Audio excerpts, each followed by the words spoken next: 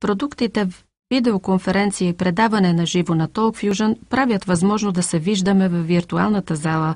Може да се представят слайдове, да се споделят видеозаписи, да се провеждат разговори и дискусии с участниците, да се прави презентация пред многобройна публика, да се споделя екрана и дори десктопа на водещия разговор или лектора.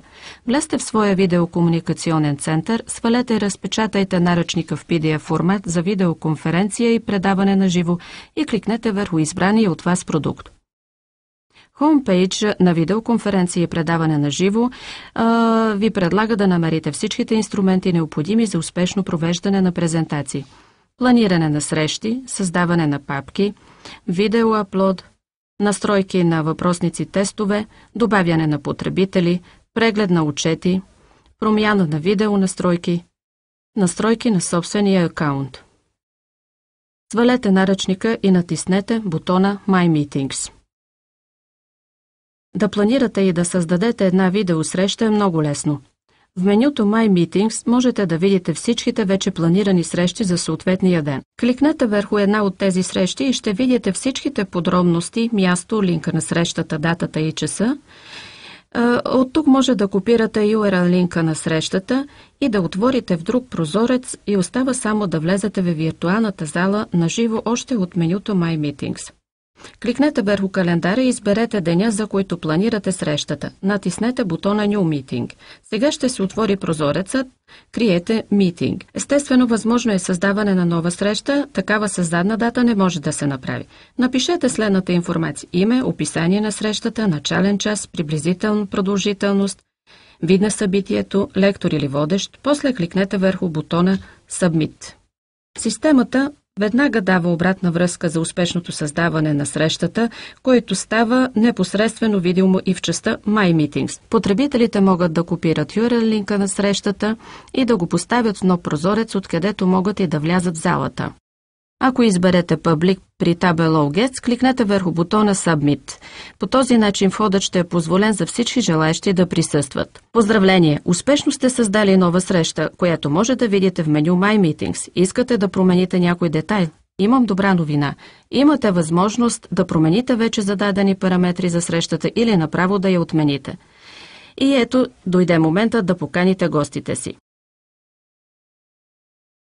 Видеоконференцията като технология на TalkFusion осигурява възможност да проведете презентации на живо, независимо къде и пред многобройна публика. Но как да каним? Може по имейл. Просто напишете имейл адресите на лицата, които искате да поканите. Или канете по групи.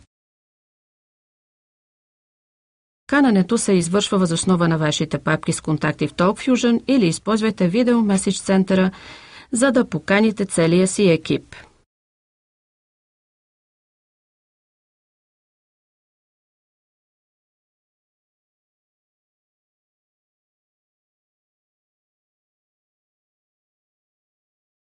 TalkFusion осигурява достъп до цялата система 24 часа в денонощието. Можете да пратите покани по всяко време, като използвате контактите си в своя видеокомуникационен център.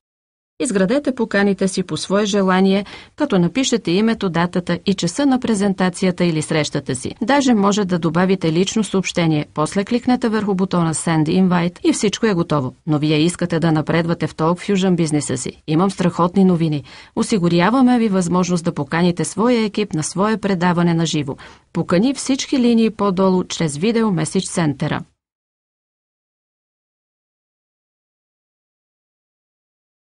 Пращането на покани никога не е било толкова лесно и удобно.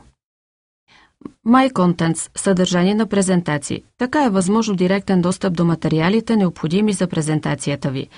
Таб My Contents помага да подредите всичките материали за презентацията, създаване на папки, аплод с работа с видеофайлове, както и съхраняването им с цел те да могат да се използват и в бъдеще. Името на основния потребител ще се използва автоматично и за име на папката. Като кликнем върху името на друг потребител, ще се създадат нови папки или можем да аплоднем вече съществуващи файлове от компютъра си. Проверете поддържания формат на видеофайловете в материала в PDF файл. След като имаме необходимите материали в My Contents, вече сме в състояние да изпълняваме следните операции: Preview, Download, Upload, изтриване на файлове, Share файл по имейл. Ако искате съдържанието на тази папка да е строго лично, имате възможност и за това. Различните информации може да ги определим като публични или лични. Да пуснете или да аплоднете видеозапис никога не е било по-лесно. След като сте аплоднали видеофилмите в таб My Contents, можете да погледнете процеса на прекодирането на видеозаписите в меню My Videos. Тук ще видите списъка на видеозаписите, които в момента се прекодират. След като прекодирането им е приключило, ще бъдете информирани за това по имейл. Успешно аплоднатите видеозаписи ще може да се видят в My Contents.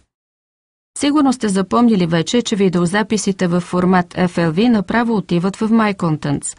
Всеки друг видеоформат автоматично се прекодира и се намира в меню My Videos. След успешното прекодиране на видеозаписа в формат FLV, видеото автоматично се прехвърля от My Videos в My Contents.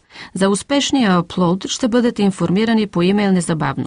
Да създадеш тестови и да проведеш изследвания е игриво и много лесно. Кликнете върху My Surveys. Тук може да създадете своите въпросници или да направите материали за професионално обучение. Само напишете въпросите си и отговорите към тях. Можете да създадете и тестове с възможност за отговор с Single and Multiple Choice.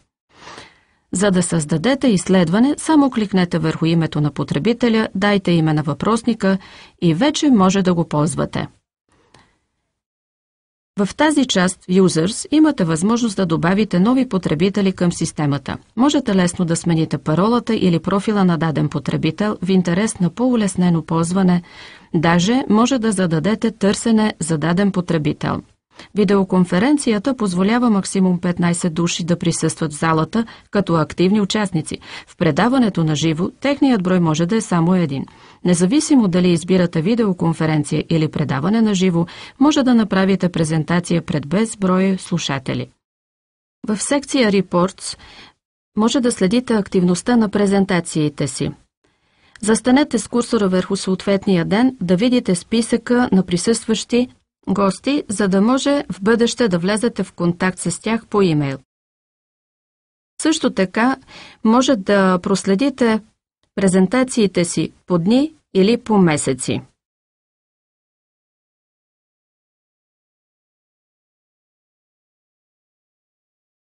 Само трябва да застанете с курсора върху съответния ден.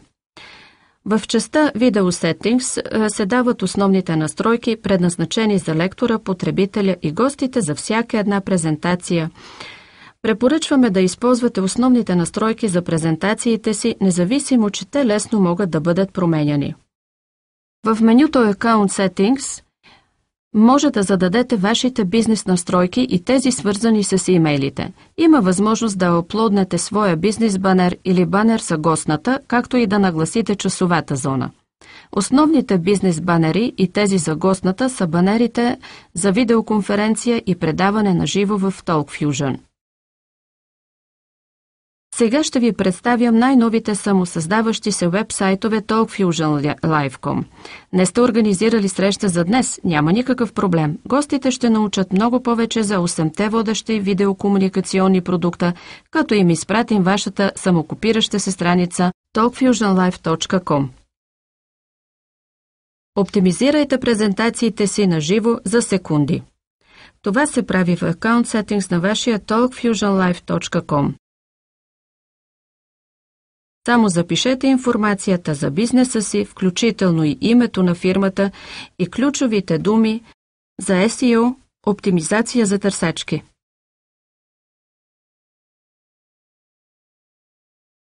Сега, след като презентациите и срещите са зададени, дойде моментът да проведете първата си презентация. Гостите са поканени. За провеждането на презентациите трябва само да се логнете в нея. Има 3 възможности за вход на една презентация – като лектор или водещ, като потребител или като гост.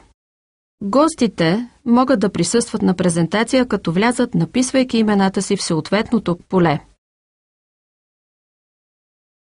Лекторите и водещите на TalkFusion видеоконференция и предаване на живо имат на разположение безгранични възможности.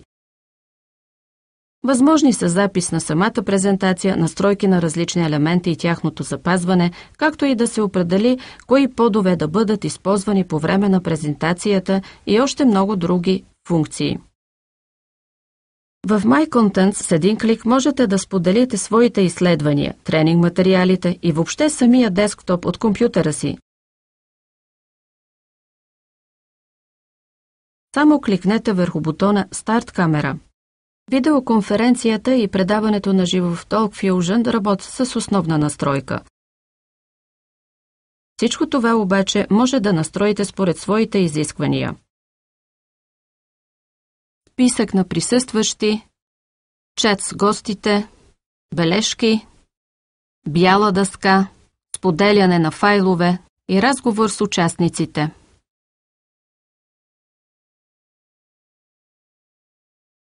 В момента на влизането в залата, гостите ще видят вашия банер за гостната. TalkFusion прави възможно да аплоднете банер, който искате да се появи там, чрез таб Account Settings. Всички участници в TalkFusion видеоконференция и предаване на живо имат пред себе си в залата таб Help. Там са зададени 5 най-важни неща като помощна информация, както и фирмените данни, свързани с TalkFusion. Поздравление! Вече можете да провеждате презентации на живо по всяко време и където иде на света. Не се бавете! Започнете още днес!